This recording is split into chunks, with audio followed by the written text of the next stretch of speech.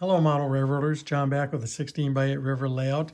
I made this video twice. I'm trying to keep it short. I keep talking too much, so I'm gonna get right into it. I went to a train show in Century College in White Bear Lake, Minnesota today. Very nice show. A lot of great people. All the people in this hobby are all pretty good people, so I have no complaints about any of them. Will say this, I noticed prices on everything has gotten it's going up, and I kind of felt like I didn't want to spend the money I did on some of these things, but I did it anyways. So let's get right into it. I'm collecting these F7 A and Bs because I'm making some longer freight and passenger trains.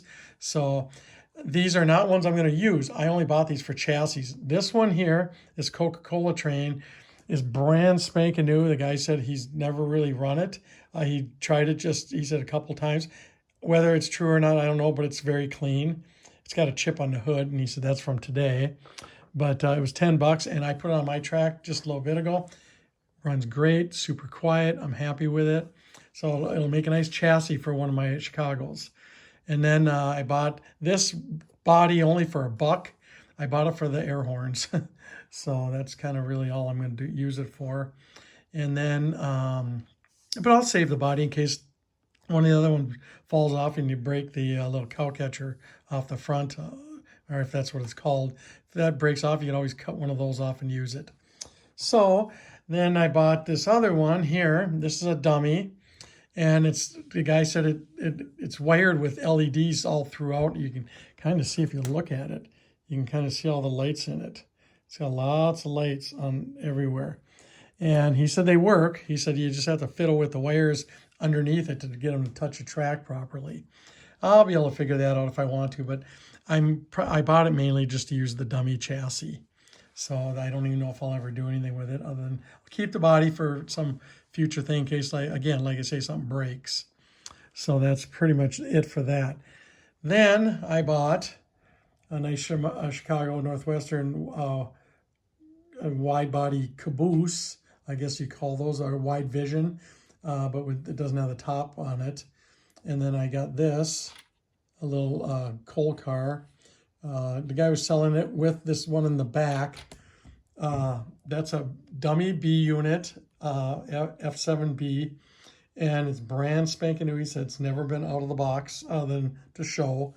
And he's right, it's super clean all the way around on that thing. It's even got the little parts in the bottom that have the couplers and all that stuff that have never been installed. So I got enough chassis now for the ones I got, so I can start making my trains a little longer and looking more authentic when they're pulling 20 cars. So that's what I got. And then my something I really liked that I bought today was these little guys, these little metal cars, and they're all 50s, 60s vintage. And actually, I think, yeah, there's only one here that's 60s, and I think it's that one. It might be a 59. I don't even know. I'm not good with that old of Thunderbirds. So, but the rest of these are 50s. So I will use those with my 50s to 70s Chicago and Great Northern trains. You know, they'll be on the back highway on my layout. So they were just a good deal. I got all 4 of those for 10 bucks together. So I felt it was a pretty good deal. So, and they're super clean, super quality looking built, and everything's good about them. Then I bought, this was my big highlight. This one, I'm going to zoom back out. I got this Proto 2000 Chicago Northwestern SD9. The guys had 3 of them. Well, actually, he probably had about like 10 of these things, but not just the SD7s. And these here, I'm going to raise this up so you can see. You guys, most of you probably know what they are anyways. He said he's never taken it out of the box. He bought them new several years ago. He had 2 of these different road numbers, and he did not take a credit card. Otherwise, I would have taken both. They were $45, and I thought that was a screaming deal. That, to me, is a good deal. But I would have even paid more. If he took a credit card, I'd have paid more and bought more. But he gave me his number. He lives locally. So within the next week or 2, I will probably be going over and cleaning out some of his stash. I'll just get a wad of cash and go over there and make some kind of deal with them. So that's what I will be planning to do.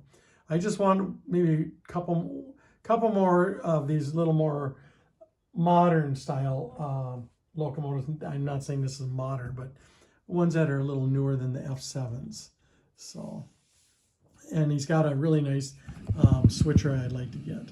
So that's what I got today. I'm pretty happy with everything, except some of the pricing, you know, but that's just the way the times are right now. Everything has kind of gotten expensive, you know. I left the prices on the ones that had stickers on them, so you can kind of see. Now this one, he was trying to get 55 for it, and I just offered him 45, so that's kind of where that ended up. So, and it actually was that way only because I had 45 bucks left in cash, and that's all I could take. So it kind of worked out. I didn't think he'd even go for it, but he did. So I'm very happy with that. Great guy too, awesome. But anyways, the show, I'm gonna post some pictures at the after I'm done yakking here and telling you, describing all this stuff. And you can see the pictures of things, some of the things I saw. I will tell you this, I have now noticed that when I go to these shows, they're getting to be a lot more O-scale than there used to be. And I would say right today, O-scale was by far the biggest product there. And HO and N-scale were about equal. It was about half O-scale and a quarter of O and N-scale. So I was pretty happy I found what I found. There is a lot of nice stuff there, though. I mean, there's a lot of nice things. If a guy went there with $1,000, you could really buy a lot of cool things, you know. But still, it's a lot of money.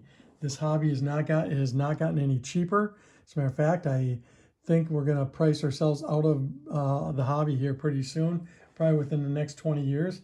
I'm willing to bet this hobby's going to fizzle out because it's getting too expensive, and these young kids don't have a clue about it.